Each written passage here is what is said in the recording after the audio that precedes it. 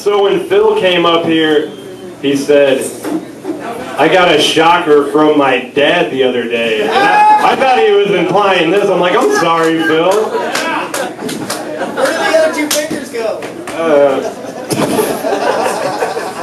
Everybody give it up for Zayla.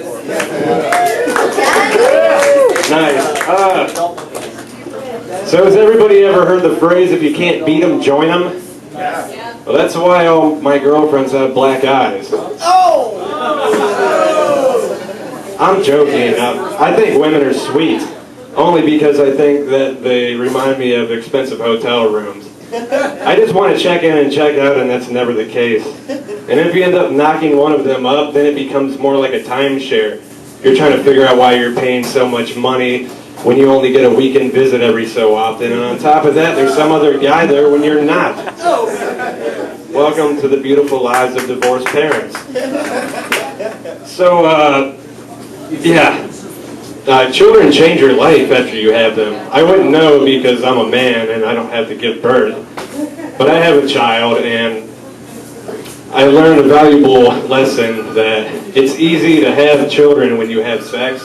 It's very hard to have sex when you have children. I will elaborate for you all. See, I brought a lady friend home the other day, and I put my child to sleep, and we went to the bedroom, and as soon as her clothes came off, I heard a knock at the door, followed by, Daddy! And I can't be like, hey, cock block. You know, you just got her out of the mood. Weren't you whining the other day that you wanted a little brother? Well, Dad had to buy diapers instead of condoms, so your chances would have been pretty high. But you fucked it up. I can't wait till he gets older and brings a girl home, and he goes to the bedroom. As soon as I hear noise, I'm just going to kick open the door and say, Son, son. She's going to be freaking out, throwing the covers back over herself. He's like, Dad, what are you doing? I think it's called revenge.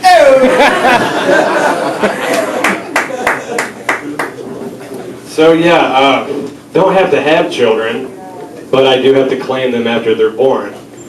Women always complain to me it's not fair that they have to give birth. But you shouldn't blame me. It's not my fault. Blame God. Right on. I mean, He is thy creator.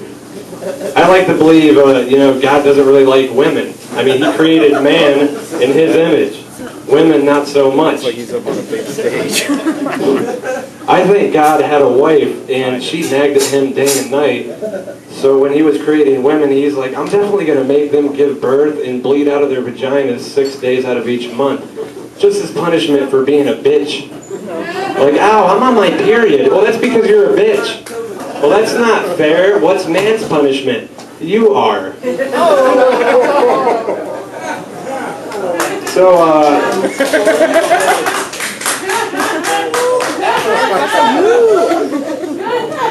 So back to God. I said that maybe He had a wife. I believe God had a lot of wives, actually. No, God doesn't have wives. No, hear me out here. See, I believe God was even married to the planet Saturn. Have you ever heard that Beyonce song? If you like it, you should have put a ring on it. That's why astronauts can't go to Saturn, because if we did, then God would be like, why are you trying to get up on my fucking woman? But if God had a wife, I think God would cheat on His wife. I think that's very possible. See, I think one day Miss Almighty didn't want to give it up, so He went down to Earth, which is where we live if you're still following, you're not too drunk. And He saw the Virgin Mary, and He was just irresistible to her. So He derobed, literally. And then they started going at it, and she's like, oh my God, oh my God. And He's like, yeah, say my name. Damn, this pussy's good. I'm glad I invented them. So God finishes up, and she's like, so how do I call you? Are we going to talk? He's like, just pray or whatever. And He goes back up to heaven, and then a month later, He's like, damn, I got that bitch pregnant. But that's what you get for using a holy condom. And that's the story of Jesus Christ.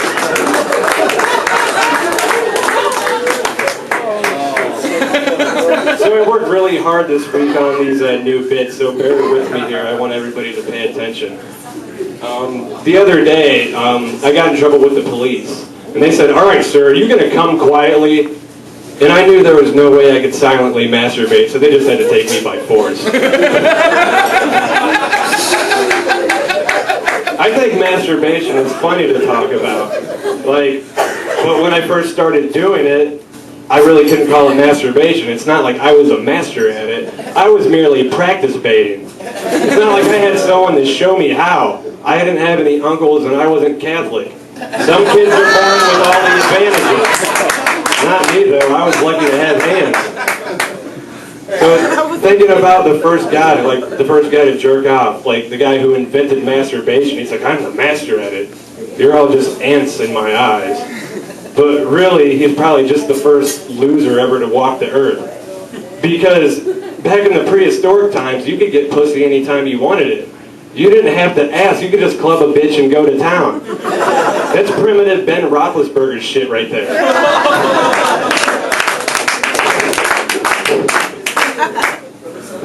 That club is just a prehistoric rolling pin. It's like smack, smack. Make me a saber-tooth sandwich, bitch. Hold the onions. No, literally hold them. I need an alibi if the cops show up and see you crying. So this guy, this loser, is just, he can't get it with a girl. So he's sitting alone in his cave crying and freezing his ass off. And he thinks maybe if he rubs his dick in between his hands, he can start a fire.